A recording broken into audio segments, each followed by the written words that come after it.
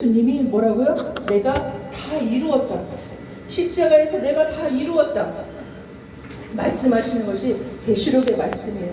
그래서 계시록 1장을 예수님이 자신을 드러내시면서 나는 이러한 존재야 라고 주님이 자신을 드러내 주셨고요. 이러한 예수님 앞에 2장은 이제 교회된 너희는 이렇게 함으로 말미암아 내가 너희에게 이렇게 이길 수 있는 상급을 너희에게 줄 거야. 이것을 너희에게 왜 주냐? 이제 너희들 앞에 오는 이런 재난과 환난과 고통의 시간들이 있는데 이것을 이길 수 있는 무기를 너희에게 주는 거야 라고 주님이 우리에게 말씀하신 줄 믿습니다. 그러면서 4장은 어떻게 돼요? 이렇게 이긴 자들이 이렇게 예배해. 천상의 예배가 나와요. 예, 그 천상의 예배를 통해서 천사들도 하나님 앞에 예배하지만 이 주님 앞에 예배 보좌 앞에서 예배하지만 그 천사와 함께 우리가 장로된 자로. 예, 장로가 뭐예요? 교회에서 행정적인 그 이름을 부르는 장로, 교회 일을 맡고 교회를 살림을 돌아보고 하기 위해서 세우는 장로도 있지만 이 여기서 나오는 장로는 영적인 장로예요. 하나님의 말씀을 알고 깨닫고 지체들을 섬길 줄 아는, 하나님의 뜻을 수행할 줄 아는 그런 장로들이에요. 주님의 의중이 무엇인 줄 알고, 그래서 그 장로된 자들이 함께 멸류관을 던지면서 예배하는 그런 천상의 예배가 가장에서 나옵니다. 누구에게 영광을 돌려요? 나를 구원하신 분은 주님이에요. 내게 말씀을 알게 하셨고 내게 성령의 거듭난 열매를 맺게 하시는 분이 다 예수님이셨어요. 내가 내 의로 내 힘으로 내가 이거를 맺은 자가 아니에요. 다 주님이 하셨어요. 그 공로를 주님 앞에 올려드리는 것이 예배라는 것을 이렇게 보여주고 있습니다. 이 예배가 어떤 예배를 우리가 주일날 함께 모여서 드리는 예배고요. 야, 너도 구원받았니? 나도 구원받았어. 우리 찬송 있잖아요. 너 구원받았네, 나 구원받았네, 우리 구원받았네. 우리 찬송 불렀잖아요. 이것처럼 너의 삶 가운데서 네 삶 가운데서 주님이 그 일을 행하셨어. 야, 우리 주님 대단하시다. 그래, 너가 이걸 못하는 사람인데 너가 이걸 할 수 있던 하나님 하셨단 말이야. 대단하다. 근데 옆에는 시주구리예요. 왜 시구리를 봤더니 나는 못했어. 하나님 나 이렇게 하라고 하시는데 나는 도저히 그를 용서할 수가 없고 사랑할 수가 없고 안 돼. 나는 그래서 내는 아직도 마음이 여기서 화가 나고 짜증이 나고 신경질이 나고 막 이런 게 있어. 그런데 하나님 이걸 하지 말라고 하는데 이걸 어떻게 나는 이걸 처리할 수가 없네? 라고 고백하면서 우리가 그것들을 나누면서 그 공동체 안에서 하나님의 역사를 이렇게 감사를 올려드리고 또 회개하는 일들을 하고 이런 일들을 하는 것이 이렇게 모임의 공동체의 힘이고 또 모임이 되는 줄 믿습니다. 그래서 이렇게 해서 4장까지 하고요. 또 5장에서는 뭐였죠? 이제 예수님이 이 모든 것들을 다 이루시고 난 뒤에 이제 진행될 일들을 위해서 하나님의 진노의 일들을 이제 하나씩 펼쳐주시는 일들이에요. 그것을 이루시는 분이 예수님이다라고 말하는 게 5장의 내용인 거예요. 그리고 예수님이 6장에서 그 인 중에 하나를 이제 떼시면서 내 생물이 나오는데 이제 이 내 생물은 존재는 뭐예요? 전쟁을 위해서 이제 출격하는 근데 이 말들의 특징들이 있었어요. 그래서 그 말들이 그런 일들을 한다라고 이렇게 묘사하고 있는 내용인 거예요. 자, 7장에서는 우리가 마지막 7장까지 봤죠. 인침을 받은 14만 4천이요. 신천지에서는 자기네가 지파별로 14만 4천을 모집을 한대요. 아마 모집을 했어도 한참 전에 모집을 다 끝났을 거예요. 아직도 모집을 하고 있습니다. 자, 그 내용이 아니라고 말씀드렸어요. 이 14만 4천은 천사들이 와서 인을 치는데 어떤 자들에게 인을 치느냐? 유다와 같은 자. 어떤 존재라고 했어요? 찬송하는 자. 유다는 찬송하는 자입니다. 또 루벤, 아들이 된 자. 아들이 누구예요? 화평케 하는 자들을 아들이라 일컬음이라라고 마태복음에서 말씀하는 것처럼 우리가 하나님 앞에서 화목을 이루기 그런 자들을 말합니다. 복된 자, 겸손할 줄 알고 자족함을 알고 만족함을 알고 그런 자들을 가시라고 하고요. 아셀은 기쁨, 행복자, 예수님 안에 기뻐하고 행복하는 자들. 또 납달리 경쟁하고 영적인 것에 싸워 승리하는 자들 말하고요. 므낫세 죄를 기억지 않는다. 예, 하나님의 은혜 가운데 그 죄를 기억지 아니함을 받는 그런 모든 자들을 말해요. 시몬, 기도의 응답을 받는 자, 기도하는 자를 말합니다. 또 레위, 주님 앞에 연합되고 애착된 자, 이사갈, 값없는 은혜로 자녀된 자, 스불론은 후한 선물을 받는 자, 주님 안에 거하는 자를 말하고요. 요셉은 하나님의 은혜를 받고 또 도우심을 받는 자들이고요. 베냐민은 하나님의 오른손은 능력을 말해요. 그 능력에 붙들린 자, 그들이 다 인치심을 받아요. 그러면 결론은 뭐예요? 모든 족속이 하나님의 형상으로 만든 모든 인류의 족속들이 하나님 앞에서 이렇게 은혜를 받고 기도하고 찬송하고 이렇게 은총을 입은 자들은 모두가 그 천사를 통해 인침을 받는다라고 이렇게 말씀하고 있는 것입니다. 자, 이 입맞은 각 나라의 족속에서 오는 능히 셀 수 없는 무리들이 7장 9절에 12절에 이렇게 나타나고 있어요. 그들은 말씀을 통해 흰옷을 입었어요. 말씀의 옷을 씻어서 흰옷을 입었다고 되어 있고요. 그들은 싸움에서 승리한 함으로 말미암아 뭘 들었어요? 종려가지를 들었어요. 그리고 보좌 앞과 어린 양 앞에서 그분의 구원하심을 찬양하는 예배자의 모습으로 이렇게 묘사되고 있습니다.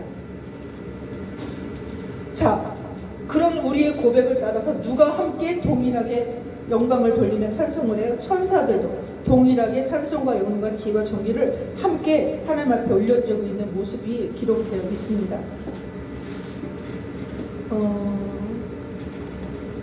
그러면서 7장 15절과 17절에 하나님의 보좌의 어린 양 예수 그리스도가 목자되어 영원한 안식처, 보호처, 공급처가 되신다라고 이렇게 되어 있어요. 여러분, 안식처, 보호처, 어느 피할 길이 있다, 어느 저기 어디 러시아 어디에 깊은 골짜기에 정말 인류들이 먹고 마실 수 있는 그런 창고가 있고 숨을 수 있는 곳이 있다.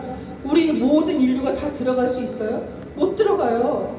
그래서 우리는 그런 어떤 추상적이고 좀 현실적이지 못한 그런 말에 미혹되지 말고 보호처 안식처는 어디예요? 아버지 나라 어디예요? 내 마음, 땅, 내 안이에요. 내 안에 하나님의 그 보호처, 안식처, 이것이 있다라는 것을 믿으시기 바랍니다. 잠깐 보면 7장 15절에 인침받은 거룩한 무리들은 흰옷을 입었고 그들은 말씀에 씻어 옷을 입은 자들이에요. 보혈로의 그 자신이 죄인임을 고백하고 말씀 앞에 옷을 입은 자들이에요. 하나님의 보좌 앞과 성전에 하나님을 섬기는 이는 4장 10절과 11절의 내용과도 같은 뜻이고요. 이들에게 하나님은 장막을 치신다는 것은 우리를 거룩한 성전으로 처소로 삼으시고 우리 안에 안식처로 보호처로 영원히 우리와 함께 하신다는 것을 의미하고 있습니다.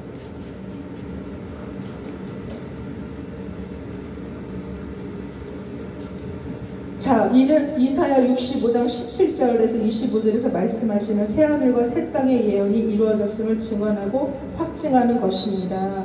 이 계시록 21장에서도 형상회복, 나라 회복에 대해서도 말하고 있어요. 이들은 16절에 줄이지도 목마르지도 해나 뜨거운 기운에 상하지도 아니한다라고 나와 있습니다. 이사야 55장 1절과 3절의 말씀에는 다시는 진리를 알지 못하는 것이 없도록 깨닫지 못하는 것이 없도록 하며 그 어떤 지도자의 가르침과 지도하에 그 심령이 영향받지 않게 됨을 뜻한다고 볼 수 있습니다. 누가요? 입맞은 자들이. 17절에 계시록 22장 17절에 동일한 말씀인데요. 예수 그리스도는 우리의 영원하신 왕이고 목자 되시고 우리의 필요를 채우시고 안식을 주시고 보호하시며 필요를 공급하시는 주가 되신다는 것을 말씀하고 있습니다. 그러므로 그리스도인들이 구하는 삶의 소망과 기도는 하나님 나라라는 것을 말씀하고 있습니다. 하나님 나라는 어떤 자들이 어떤 것을 구하는 것이냐. 마태복음 5장에 천국 복음이라고 그러죠. 복 있는 사람이라고도 하기도 하는데 영적인 것을 구하는 자들이에요. 우리 마태복음 5장을 한번 잠깐 펴볼까요? 자, 마태복음 5장에 예수님이 무리를 보시고 산에 올라가 앉으시니 제자들이 나온지라. 자, 예수님이 어디에 올라갔어요? 산에 올라가 앉으셨어요. 산이라는 이 영적인 의미는 하나님이 계신 곳을 말하고 있어요. 예, 하나님이 계신 곳에 예수님이 가셨어요. 예, 그랬더니 산에 가서 하나님이 계신 곳, 말하자면 교회를 말하고 있습니다. 예, 가서 계시니까 누가 나와요? 제자들이 나왔어요. 무리들이 따라온 게 아니라 제자들이 와서 물어보는 거예요. 물어보는 게 아니라 나왔더니 예수님이 가르치시는 거예요. 심령이 가난한 자는 복이 있나니 천국이 저희 것이니, 애통하는 자는 복이 있나니 위로를 받을 것이며, 온유하는 자는 복이 있나니 저희가 땅을 기업으로 받을 것이며, 의에 지르고 목마른 자는 복이 있나니 저희가 배부를 것이며, 국률이 여기는 자는 복이 있나니 저희가 국률이 여기는 받을 것이며. 자, 이러면서 12절까지 말씀을 이렇게 전가하고 있습니다. 자, 이 뜻은 뭐예요? 심령이 가난한 것은 뭐예요? 내 마음이 주님의 말씀이 없음으로 인하여 가난한 것을 아는 거예요. 그러므로 그가 내가 가난한 자입니다 고백함으로 말미암아 하나님의 나라를 그에게 알게 하시는 거예요. 알게 했더니 저는 이것을 따로따로 하나님이 저에게 말씀하신 게 아니라 이렇게 된 자는 이렇게 되고 이렇게 된 자는 이렇게 되고 이렇게 된 자는 이렇게 된다, 이거를 연결해서 말씀해 주셨어요. 그래서 이것을 내가 하나님이 없음을, 예수님이 내 안에 없음을, 그분의 성품이 없어 내가 죄인임을 아는 그 자가 고백했더니 아버지의 나라를 내게 알게 하심으로 말미암아 그것이 내게 부어졌는데, 부어지고 보니까 어떻게?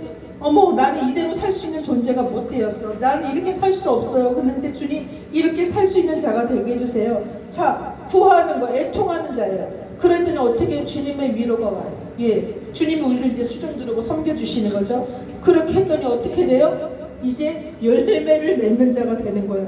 열매를 맺더니 온유한 자가 되버리네요. 예, 온유한 자가 돼서 땅을 기업으로 받을 것입니다. 저는 처음에 이 말씀을 이렇게 이제 받고서는 땅이라고 그러니까 우리라고 그러니까 하나님이 영혼을 부지시나 보다. 제가 목회를 하니까 하나님이 영혼을 부지시나 보다 이렇게 했는데 그게 아니라 땅이 나예요. 예. 이 땅이 하나님을 섬길 수 있는, 하나님을 모실 수 있는 기업이 된다는 것을 말씀하고 있는 거예요. 아멘. 예, 그래서 온유한 자는 하나님의 이 성품으로 이렇게 변화된 자가 이제 그 아버지의 나라가 내 안에 이루어지는 것을 경험하고, 그리고 그 나라가 있음으로 인하여 이 아버지의 뜻을 알잖아요. 예, 하나님이 한 영혼을 사랑하셔서, 저는 그런 생각이 들었어요. 하나님은 예수님보다 우리를 너무 사랑하시네. 예수님보다 우리를 너무 사랑해서 하여튼 그랬어요. 그 생각까지 들었어요.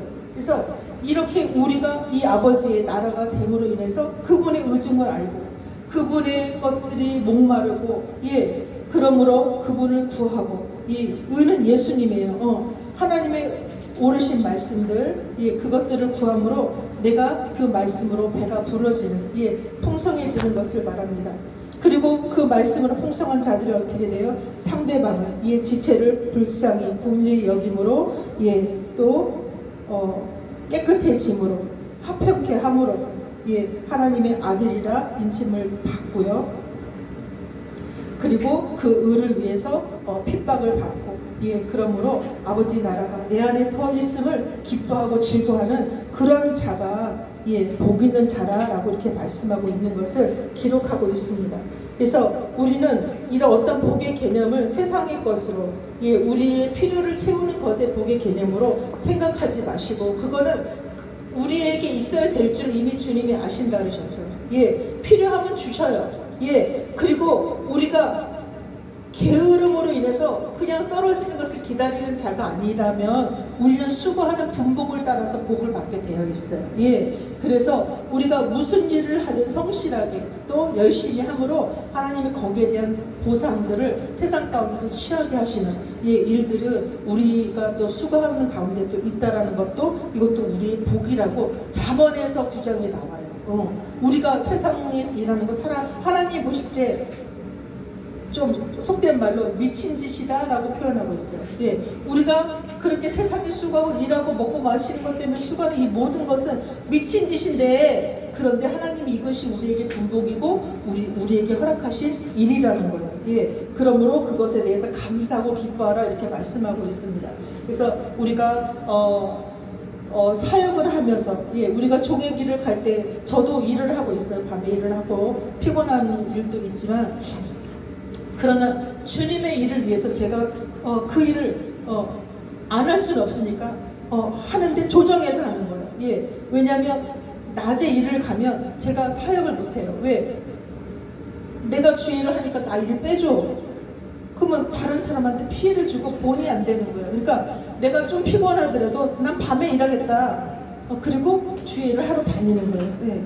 이렇게 해서 어떤 희생적이고 좀 이렇게 무리한 일들은 있지만 그러나 이것으로 인해서 내 삶의 분복들을 또 채워나가면서 내가 하나님 앞에 더 충성할 수 있는 이 일들을 제가 지금 저는 목회한 지 좀 10년 되거든요. 10년을 하고 있어요.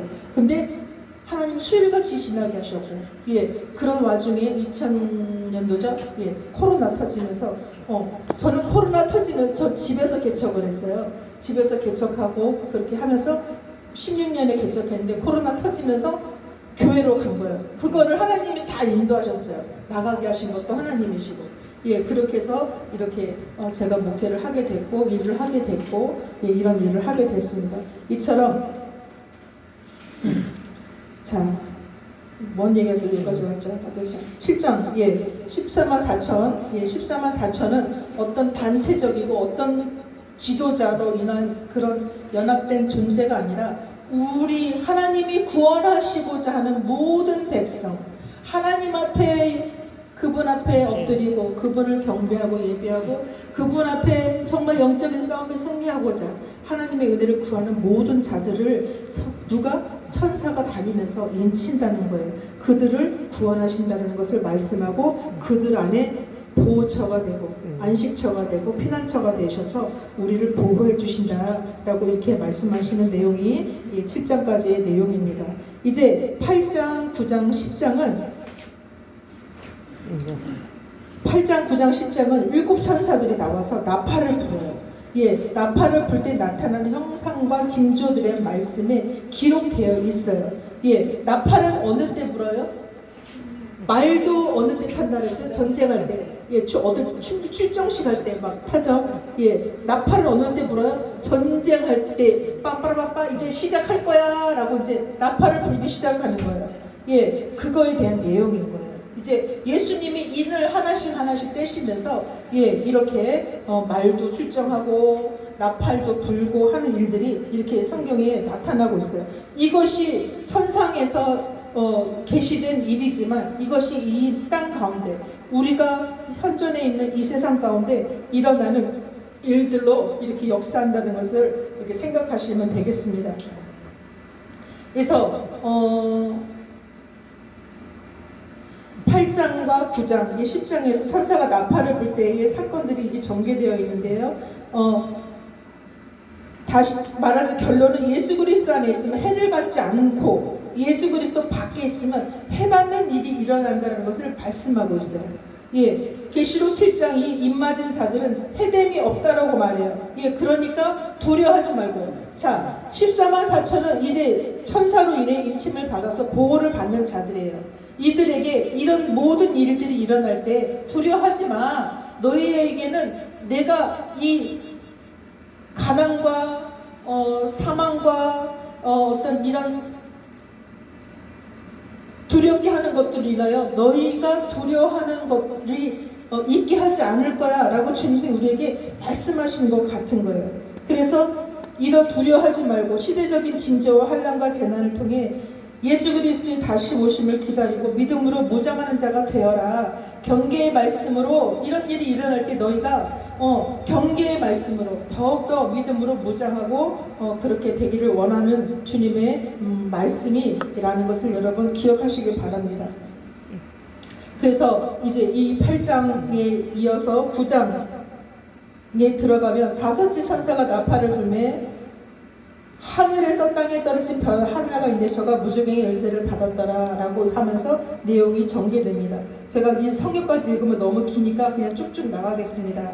1절에서 11절까지 땅에 떨어진 별 하나가 있는데 이 권세가 어떤 권세냐, 자, 이 별은 사단을 의미해요. 예, 저가 무적인 열쇠를 받았다는 것은 헛된 말과 거짓된 말로 미혹하기 위한 것이라는 거예요. 예, 열쇠는 누구에게도 줬어요? 베드로에게 줬어요. 그가 이 믿음으로 그 문을 열고 닫을 수 있는 권세를 얻은 거예요. 우리가 베드로예요. 예, 베드로가 어떤 자였어요? 못 떠줘. 땡겨야지.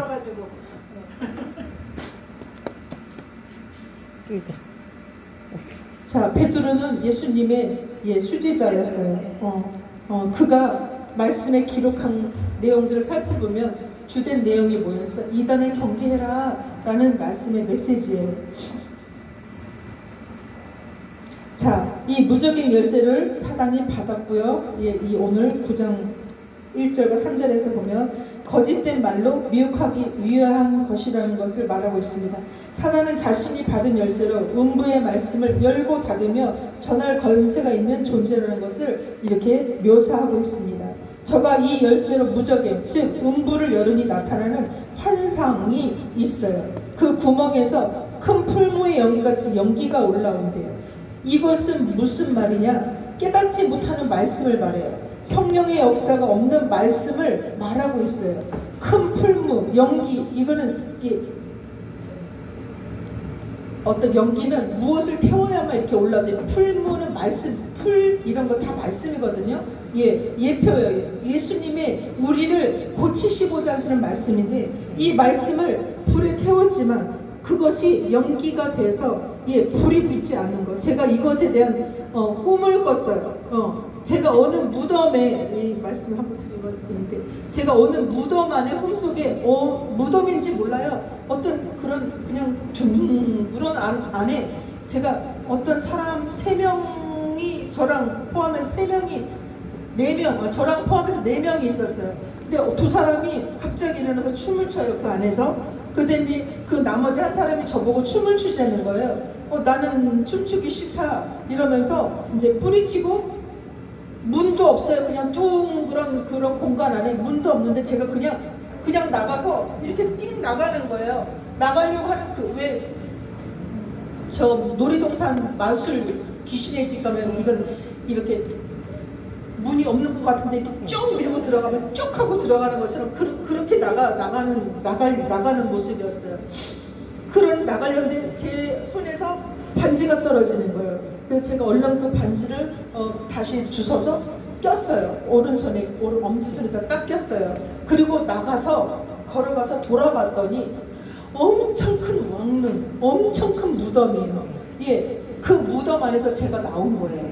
그 무덤이 뭐예요? 내 마음 안에예요. 예, 그 안에 있는 그 사람의 그 모습이 말하자면 제가 좋아하는 속성인 거예요. 놀기 좋아하고 어디 돌아다니기 좋아하고 어렸을 때 그랬으니까 그런 속성이 있었던 거예요. 그러니까 저는 이제 그런 것들에 대한 말하자면 끌림이 있는 그런 속성을 갖고 있는 거죠. 근데 제가 거기서 그래도 그거만 남아있으니까 얼마나 감사해요. 어쨌든 근데 거기서 나왔어요. 아버지의 은혜로 내가 자녀된 권세를 가지고 그곳에서 나와서 돌아보니 그 무덤을 본 거예요. 그리고 제가 이렇게 걸어서 또 이렇게 걸어오는데 다리가 있어요. 다리가 있는데 그 다리 가운데 엄청 큰 거미줄, 왕거미, 시꺼멓고 두껍고 다리도 막 펄달린 그 거미가 탁 진을 치고 있는 거예요. 근데 제가 그 거미를 향해서 바람을 불었어요. 하고 불었더니 갈기갈기 막 흩어져 찢어서 다 사라져 버리는 거예요. 그러면 그 거미가 누구냐? 거미도 나예요.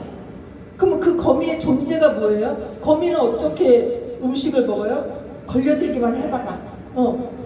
거미줄을 치잖아. 이게 말씀의 줄을 줄은 믿음 말씀이거든요. 내가 믿음이 있다 이러면서 말씀으로 거미줄을 착 쳐놓고 걸려들기만 해봐라. 막 잡아먹을까 이러면서 하고 있는 그런 존재인 거예요. 예. 근데 그거를 성령으로 기도로 불어서 그거를 다 사그러 없애버린 거예요. 예. 기도를 해서 없애주는 건 누가? 주님이 없애주신 거예요. 저는 기도를 했을 뿐이에요. 그리고 거기를 다리를 통과해서 어떤 산 중턱 같아요. 산 그런 일을 이렇게 올라가면 이렇게 좀 묘지도 있고 뭐 이렇게 사람이 머물 수 있는 공간이 있잖아요. 그 정도인데 음산한 것보다 스산해요. 막 습기도 많고 막 비가 오고 가고 뭐 이렇게 막 스산해요. 음산한 게 스산해서 막 좀 축축하고 이런데 옆에 모닥불 같은 게 있는 거예요. 근데 연기만 나고 불이 안 붙어요.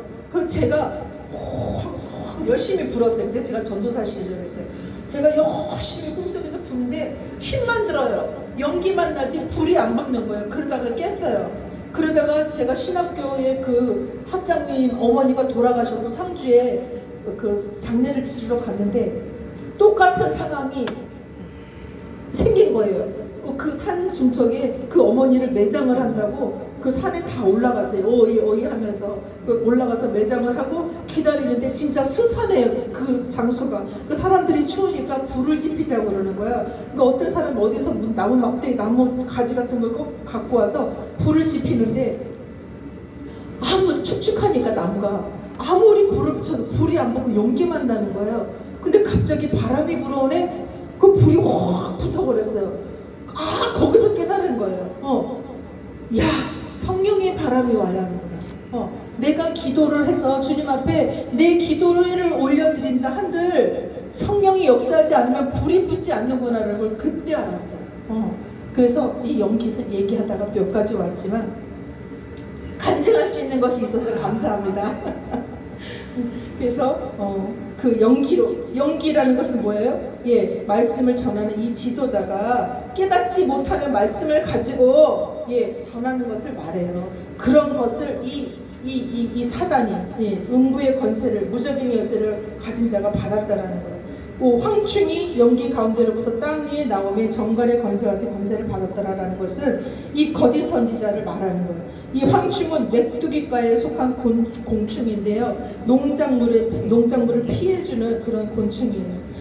이것을 거짓 선지자로 비유하는데 깨닫지 못하고 거듭남을 이루지 못한 것을 가지고 이 정갈의 권세, 즉 거짓되고 이 독한 말씀, 죽이는 말씀, 해하는 이 말씀을 가지고 예수 믿지 않는 자들을 죽이기 위해서 나오는 거예요. 자 여기까지 살펴볼 때 이 말씀이 현실에 응하고 있는지 한번 분별해 보겠습니다. 자, 어떻습니까? 이미 응했고 더 많이 진행되어져 가고 있는 현실입니다. 예수님이 오신 지 이 땅이 2025년, 이제 26년에 들어가고 있어요. 이 시간 동안 얼마나 많이 발전했겠어요, 악이. 자, 이것처럼 모든 말씀은 영적인 것이 육의 세상에 어떻게 나타나고 적용되고 있는지를 말씀하고 있음을 생각할 때 교회 안에 적그리스도와 거짓 선지자, 교사들이 성도들을 미혹하고 깨닫지 못한 말씀으로 헤매게 하고 또 묶어둠으로 자유함을 얻지 못하게 한다는 것입니다. 결국 우리의 신앙의 여정 속에 전통과 율례와 유전, 율법적인 신앙으로는 깨달을 수도 없고요. 자유함도 누릴 수 없는 존재가 되고 있음을 말하고 있습니다. 정말 예수님이 우리를 위해서 어떤 구원을 이루셨는지, 그분을 인하여 우리가 어떤 존재가 되어서 이 땅에 우리가 그분과 함께 어떻게 살아가야 하는지 이 자유함이 와야 되는데 이 거짓 선지자들은 이 전통이라는, 이 율법이라는 이 틀 안에서 이 성도들을 다 메어놓는 거예요. 자기도 깨닫지 못하면서 그런 일을 하고 있음을 말합니다. 이것이 지금 우리의 현실 가운데 많이 있어요. 우리가 아까 밥 먹으면서도 얘기하면서 큰 교회는 왜? 자, 그러니까 큰 교회들이 신천지의 밥이 되는 거예요. 자, 큰 교회들은 말씀을 진짜 짝 맞추듯이 안 하고 여기에서 조금 저기에서 조금 도덕적인 말씀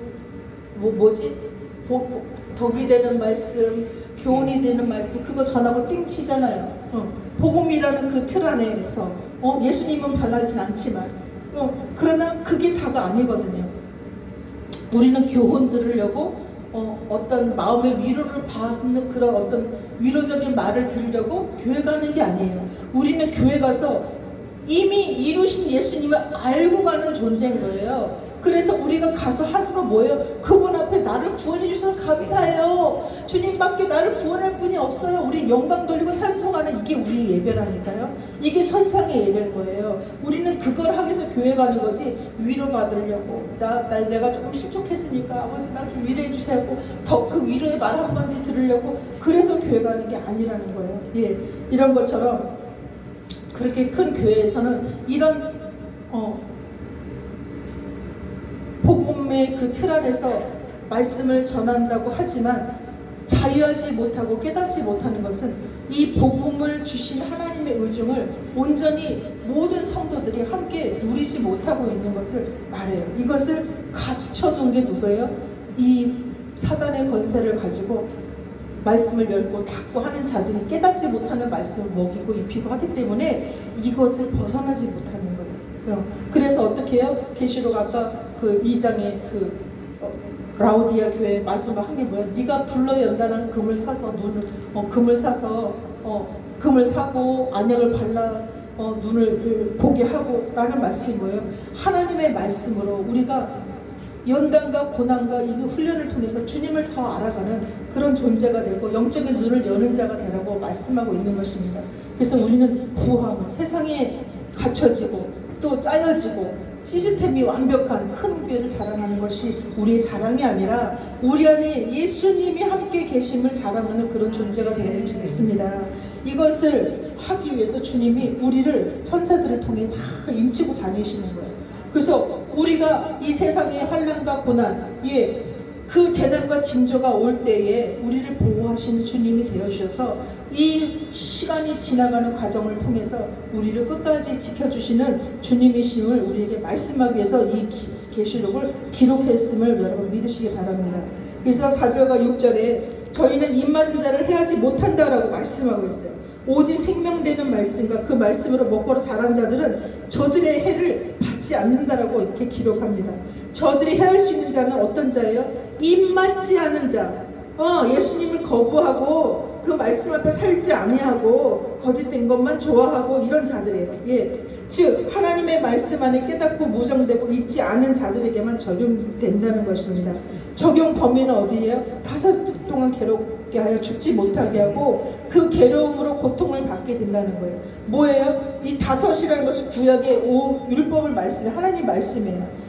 하나님의 말씀, 복음의 말씀이 아닌 것으로 알 수 없는 말씀에 이 율법적으로 매인 신앙생활을 하게 되는 거예요. 깨닫지 못하니까 어떻게 돼요? 그냥 율법의 매인 신앙생활만 하는 거예요. 그것이 저들에게는 생명이 되지 못함으로 여전히 세상과 죄 가운데 있는 고통 속에 있게 됨을 말씀하고 있는 것입니다. 자, 6절이 저희가 깨닫지 못해 고통 속에 있어 부르짖으나 깨달을 수 없는 상태일 수밖에 없음을 말하고 있는 것은 저희가 여전히 율법과 정통과 율례와 유정 가운데 있음으로 인하여서 알지 못하니까 구하는 것이 뭐예요? 구하는 것이 아버지 나라가 아닌 거예요. 그리고 그 말씀의 의중을 알지 못하니까 여전히 깨달을 수 없는 상태에 머물 수밖에 없는 존재라는 것을 말합니다. 7절과 12절에서는 자, 예수 그리스도로 가장한 거짓 선지자들이 등장해요. 이들은 황충으로 비유된 거짓 선지자, 깨닫지 못해 율법에 머물러 있는 자들을 묘사하고 있습니다. 이들은 예수님의 모형과 상징적인 모습을 하고 성도들을 진리가 아닌 말씀으로 미혹하여 거듭남을 알지 못하도록 가르치는 자들인 것입니다. 이들이 어떻게 가정하고 있는지 한번 살펴보겠습니다. 자, 저도 뭐 잠깐 갔다 왔지만 신천지에 다녀오신 우리 집사님이 계셔서 또 말씀을 신천지에서는 성경에 있는 내용 말해요. 맞아요. 그런데 그들의 열매가 뭐예요? 그들의 열매는 하나님이 기뻐하시지 않는 열매들이에요. 그래서 거짓된 거예요. 미혹한 자들인 거예요. 그래서 우리가 그거를 분별하기까지 그 분별이 쉽지가 않아요. 이거는 성령님 해주셔야 돼요. 자, 그들이 어떻게 우리를 가르치며 미혹하고 살펴보겠습니다. 사람의 얼굴을 하고 있대요. 인자를 가장한 얼굴을 하고 있는 거예요. 여자의 머리털 같은 머리털이 있대요. 이것은 무엇을 말하여? 자, 하나님에 대한 순종과 권위를 상징하고 있는데요. 이것은 하나님으로부터 오는 지혜와 지식의 풍성함, 그것을 말하고 있습니다. 자, 또 그 이는 사자의 이 같다라고 말해요. 자, 사자는 한 번 물면 놓지 않는 이 짐승의 이 본성이 있어요. 자, 예수님의 모습을 빙자해서 올가매는 거예요, 성도들을. 그런 모습을 하고 있고요. 철흉갑 같은 흉갑을 또 갖고 있어요. 자, 이것은 뭐냐? 많은 말씀과 교만한 말로 치리하고 다스리고 무장되어 있는 자라는 거고요. 자, 구약시대 때 어떤 분들이에요? 제사장들이에요. 그들은 출애굽 25장에 이 흉패를 앞에 붙이고 말하자면 모든 백성을 대하여 아주 권위 있는, 아주 그냥 우리나라 옛날 양반 임금님들처럼 그렇게 행세했던 자들이에요. 이들은 교만한 말로 치리하고 다스리고 무장되어 있다는 것을 말해요. 날개들의 소리는 어떻게 돼요? 깨닫지 못한 진리와 지식으로 싸우고 이기려고 하고 있어요. 자, 날개는 나는 거예요. 어떤 우리가 공중에서 어떤 신적인 존재로서의 새가 날 때 날개짓을 하면 날아요. 먹이를 가지러 갈 때도 나르고 또 상대를 도망가기 위해서도 나르지만 또 싸우기 위해서도 나릅니다. 이런 것에 대한 상징인데, 그들이 날개의 소리가 나는 것은 깨닫지 못한 진리와 지식으로 싸우고 이기려고 하고 있다는 거예요. 이들은 또 정갈과 같은 꼬리와 쏘는 화살을 갖고 있는데, 이것은 뭐냐? 교만한 말과 깨닫지 못한 지식으로 괴롭게 하는 권세를 행하고 있다라고 말하고 있어요. 5달 동안 사람을 해할 권세가 있다. 이게 무슨 말이에요? 정말 5달 동안 죽인다 이것이 아니라 그들이 율법의 말씀으로 깨닫지 못하도록 사람을 그렇게 영적인 것으로 닫혀놓고 깨닫지 못하도록 가리워 놓는다는 거예요. 모세가 시내산에 올라가서 40주야 40일을 밤낮으로 하나님 앞에 있다가 십계명을 받고 내려왔을 때 모세의 그 빛난 얼굴을 보고 사람들이 두려워했어요. 그때 모세가 한 행위가 뭐예요? 얼굴을 가렸어요. 수건으로. 그 수건이 뭐예요? 율법이에요. 율법으로 하나님 말씀을 가려운 거예요. 그랬더니 그들이 그 빛을 보지 못함으로 구원을 깨달을 수가 없는 거예요. 그러나 그 수건을 누가 거두셨어요? 그 휘장을 예수님이 위에서부터 아래로 찢어서 갈라서 우리가 하나님 앞으로 담대히 들어갈 수 있도록 길을 내신 분이 예수님인 것을 믿으시기 바랍니다. 그래서 이들은 이렇게 말씀을 가지고 하나님의 자녀들이 깨닫지 못하게 한다는 것을 말하고 상징적으로 이렇게 표현하고 있습니다. 거짓 선지자들의 임금은 누구라고요? 무적인의 사자고 아바돈이고 멸망이고 이블루 즉 사탄이다 라고 이렇게 말하고 있습니다. 그러면서 12절에 첫째 화가 지나갔다. 보라 아직도 이 후에 화 둘이 이르리로다 이렇게 말씀하고 있습니다. 자, 이것이 이제 계시록 9장에서 계속해서 진행되는 내용이고요. 계시록 13절에서 21절까지 내용을 보면 13절과 14절에 6 천사가 나팔을 붑니다. 자, 나팔은 뭐라고요? 전쟁하기 위해서 부는 거예요. 전쟁을 하는데 하나님의 명령을 따라 말씀의 심판의 권세를 가지고 나가는 이 4천사의 출현이 다시 등장하고 있어요. 이들은 계시록 7장 1절에서 입맞은 자의 수가 차기까지 다른 천사가 와서 우리를 인치기 전에 내 바람을 잡고 바람이 불지 못하도록 붙잡고 있는 천사가 있었어요. 그 천사가 이제 등장하는 거예요. 이 13절부터. 그래서 입맞은 자의 수가 차기까지 그 받은 사명을 멈추고 있던 천사들이었어요. 이 4천사들이 이제 9장에서 입맞지 않은 자들을 죽이는 사건이 전개되는 것을 기록하는 거예요. 그래서 15절에서 18절에 이 4천사들은 하나님의 말씀으로 무장하고 있고요. 예수 그리스도의 권세를 가지고 심판하고 있음을 나타내고 있어요.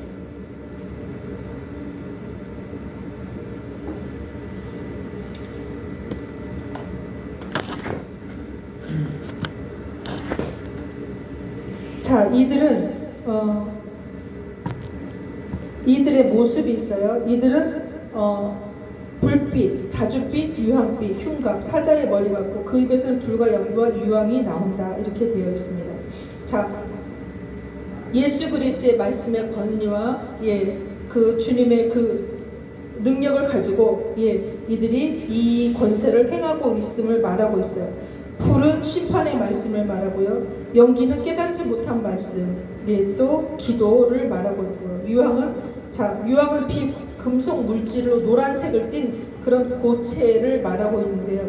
이거는 황금, 말씀을 말하고요. 물이 흐른다라는 것은 하나님의 말씀을 흘러보내는 것을 뜻합니다. 자, 직역하며 흐르는 말씀임을 상징하고, 자, 풀어져 있지 아니하는, 고체라는 것은 아직 이 하나님의 말씀이 풀어져 있지 아니하고 이루어져 있지 않는 말씀을 상징하고 있습니다. 이것들로 인해서 죽임을 당한다고 기록하고 있다는 것입니다. 즉 깨달을 수 없는, 열리지 않는 말씀이라는 것입니다. 이들은 계속해서 예수 그리스도의 권세와 빛으로 가장한 이런 거짓 선지자들의 모습으로 많은 사람들을 유혹하고 미혹하고 죄에 빠지게 하며 진리를 깨닫지도 진리를 만나지도 못하게 한다는 것을 이렇게 기록하고 있습니다. 19절에서 21절에 말들은 예수 그리스도로 가장한 자들이에요. 그들은 권세를 가지고 있고요. 그들의 입과 꼬리는 거짓된, 그들의 말은 거짓된 뱀꼬리, 즉 능력이 없는 것을 말하고 있습니다. 꼬리에 머리가 있다라는 건 뭐예요? 거짓된 지식으로 무장된 자들이라는 거예요. 이 지식에 미혹된 자는 깨닫지 못하고 회개하지 못하고 여러 우상 숭배에 미혹되어 죄 가운데 있는 자가 됨을 기록하고 있습니다. 자, 여러분 보세요. 지금 우리 많은 수많은 교회들이 WCC에 가입되어 있고, 또 그것에 대한 노출이 심해지니까 또 뭘 만들어요? 한국 교회에서는 WEA라는 기독교 무슨 연합체인지 무엇인지 그것들 만들어서 우리는 거기하고 상관없어 라고 말하지만 깊이 들어가 보면 그런 거예요. 그들의 연합된 그 관계들을 보면 다 동일하게 되어 있어요. 그들은 복음을 말하고요. 성당에서도 복음을 말해요. 다 구원이 있다고 말해요. 그러나 구원은 오직 예수님밖에 없음을 우리는 아는 자인 줄 믿습니다. 그래서 그들이 그렇게 하지만 그들은 다 거짓된 길을 걷는 자들이라는, 미혹하는 자들이라는 것을 말하고 있어요.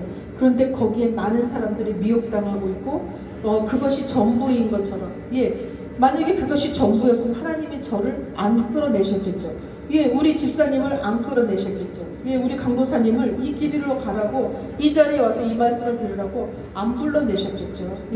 여전히 큰 교회에서 나는 집사인데, 나는 권사인데, 내가 교사해갖고 내가 애들을 얼마나 가르쳤고 봉사를 얼마나 했고, 이거 자랑하다가 주일날 예배드리고 돌아가고, 그리고 집에 가서 승질 부리고 뭐 머실까 마실까, 돈을 얼마큼 벌을까, 이 생각으로 세상을 살다가 또 한 주 주일날 가서 열심히 봉사하다, 이거 반복적인 거 하겠죠.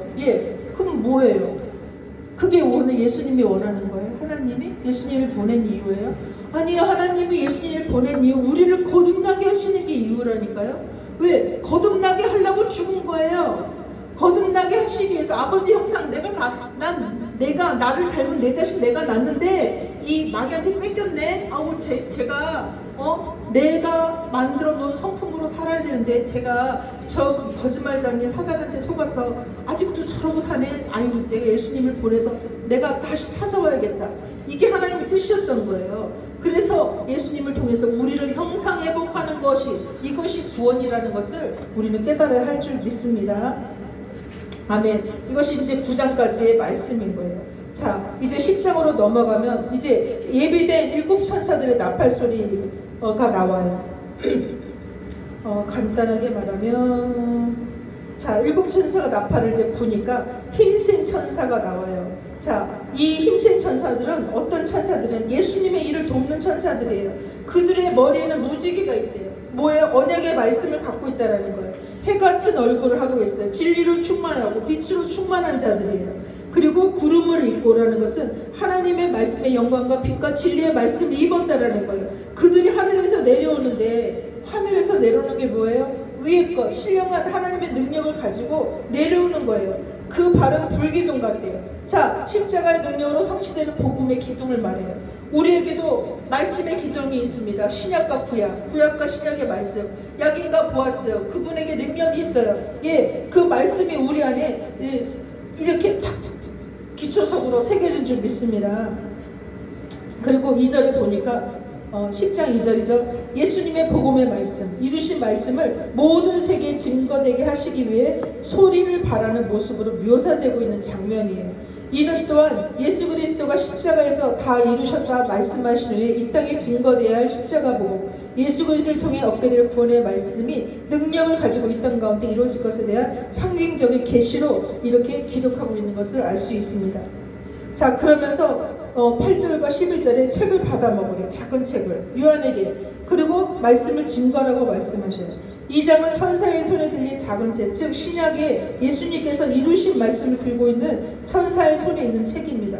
이 말씀을 가슴으로 누가? 요한, 사랑을 입은 자, 우리에게 말씀하시는 걸 동일합니다. 자, 예수 그리스도가 이루신 이 구약의 말씀이 신약의 말씀 속에 어떻게 성취되었는지 깨닫게 되는 그런 장면인 것입니다. 예수를 믿고 영접한 후에 하나님의 자녀가 되는 권세를 받았다면 우리의 신앙 안에 삶에 좋은 일만 일어나면 좋겠다 생각하겠지만, 그러나 그 좋은 일이 있기 위해서는 우리의 삶의 진리로 인한 이 작은 책, 예수님이 이루신 이 말씀 안에 이 십자가의 삶의 통과가 있어야 된다는 것을 말씀하고 있는 것입니다. 여러분, 십자가를 통과하고 계십니까? 여러분, 우리가 지금 이 시대 가운데 십자가를 말하고 있는 교회가 많이 줄어들고 있어요. 회개하라고 촉구하는 교회들이 많이 사라지고 있어요. 우리가 십자가가 아니면 우리가 회개할 수 있는 방법이 없어요. 우리가 아무리 말씀을 주옥 같은 말씀을 들었어도 그 말씀이 내게 찔림으로 와서 회개할 수 있는 자리까지 우리가 고백되어질 수 있는 일들이 일어나지 않는다면 우린 주님과 상관없는 자일 수도 있으니 여러분 깨달아야 할 것입니다. 이건 두려운 일이고 무서운 일이에요. 여러분들이 기도할 때 눈물이 난다는 것은 하나님의 은혜인 줄 믿습니다. 눈물 많이 흘리시기 바랍니다. 저도 앉으면요, 뭘 기도해야 할지 잘 몰라요. 그냥 아버지가 다 알아서 하실 거지만, 그러나 기도하는 거 그냥 이렇게 탁쭉 둘러 기도하면 누가 5시간 기도하고 8시간 기도한다고 하는데 그렇게까지 기도할 거 없어요. 그런데 제가 그럼 아주 간절한 기도는 사실 없어요. 왜? 뭐라고 말씀드려야 될지 모르지만 그냥 평안하기 때문에 그렇게 막 요동하는 기도가 없어요. 그래서 이렇게 기도 자리에 앉으면 내 스스로는 기도할 그 제목들이 특별하게 있는 건 아니지만 눈물을 흘리게 하세요. 왜 우는지 몰라요. 그래서 물어요. 주님, 제가 왜 우는 거예요? 제가 왜 눈물이 나는 거예요? 그리고 또 어쩔 때는 막 엉엉엉 울어요. 그러면서 이제 기도를 하기 시작하는 그런 경우가 있습니다. 여러분, 눈물을 흘릴 수 있는 것은 하나님의 은혜예요. 우리는 메마른 신앙인이 되어서는 안 돼요. 성령님이 내 마음을 만지시고 내 문제가 아니어도 아버지의 뜻을 위해서 하나님은 내 마음 가운데 어떤 것을 부으시기 위해서 나를 울게 하시고 기도하게 하시는 것이 있다면 너무 큰 은총인 거예요. 그래서 여러분, 하나님의 마음에 그 성전이 날마다 말씀으로 성령으로 이렇게 촉촉하게 젖어서 여러분 기도하실 때 하나님의 은혜를 느끼시고 또 음성을 들으실 수 있는 그런 여러분 되시길 주님으로 축복합니다. 그래서 우리는 이 십자가를 말하지 않으면 주님과 상관없어요. 우리는 이 십자가를 통과해야 된다. 통과하려면 너희가 기도해야 된다. 우리는 고백하는 것밖에 없다. 우리가 고백할 때 예수님 우리를 미쁘시고 의로사 죄를 뒤로 확 던져서 없이 하고 보지도 아니하신다, 생각지도 아니하신다 그랬어요. 이런 것처럼 우리가 주님 앞에 고백할 때 주님은 우리 안에서 그분의 의를, 열매를 이루시는 분으로 역사하고 있음을, 이것을 증거해야 될 줄 믿습니다. 우리가 말씀대로 살고자 진리의 말씀을 깨닫게 달라고 기도할 때에 우리에게 적용되는 말씀이 무엇입니까? 사랑하라, 용서해라, 죄를 멀리하고 이기는 자가 되라 라고 우리 속성에 이 죄성으로는 감당할 수 없는 말씀이 있게 되는 우리가 느낍니다. 그러면서 이것을 너가 먹었을 때 이 작은 책, 이루어지는 이 말씀을 너가 먹었을 때 입에서는 꿀송이 같이 다나 먹은 후에서는 배에서는 쓰다라고 표현하고 있는 거예요. 왜? 내가 이것을 말씀을 들을 때 나를 구원하신 그 주님 때문에 내가 기쁘고 즐거워. 그런데 그 말씀을 실천을 하니까 어떻게 해요? 이것이 나에게 고통인 거예요. 예. 내 속에 이루어지기 위해 그 말씀에 나의 자아, 죄성, 악성, 독성이 빠지기 위한 전쟁이 내 속사람 속에서 이제 나타난다는 것을 말하고 있습니다. 이것들이 처리된 후에는 이 말씀 앞에 승리함을 아는 자가 되어 복음을 모든 나라와 족속과 백성과 방언과 임금, 스스로 높아진 자들에게 다시 너가 예언을 해야 한다라고 이렇게 말씀하고 있는 대목입니다. 즉 깨닫는 것은 무엇입니까? 말씀을 이루기 위해서 먹고 양육받고 성령 안에서 우리가 증거해야 된다는 것을 말씀하고 있습니다. 자, 우리의 신앙과 생활 가운데 우리가 훈련과 우리가 나누고 있는 훈련과 말씀들이 이런 것들을 이루기 위한 엎드림의 훈련이라는 것을 우리가 인식하면서 여러분 하나님께서 엎드리게 하는 시간들이 있으면 여러분 마음껏 엎드리고 하나님 앞에 그렇게 기도하시기를 주님으로 축복하겠습니다. 자, 이렇게 해서 9장은 마치고요. 10장에 또 뭐가 나옵니까?